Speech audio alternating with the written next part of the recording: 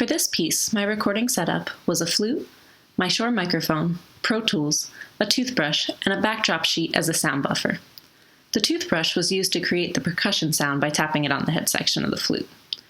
I used a compressor throughout the piece to remove some of my breaths from the sections, as well as some of the hiss from the flute in the softer sections.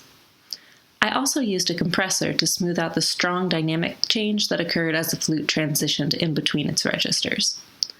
I used a different EQ setup on each track to bring out a different tone and sound for each section of the piece, focusing on either the attack of the upper register, the body of the sound, or a mixture of the two, helping to distance the sound from the typical flute tone.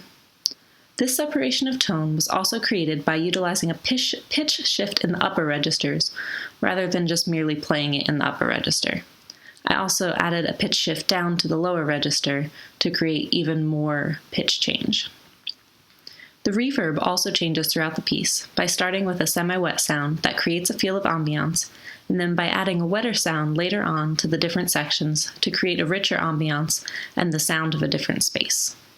I also used a filter gate modulation to change the final melodic content and an air chorus modulation to alter the counter melody to complete the transition away from the typical flute sound.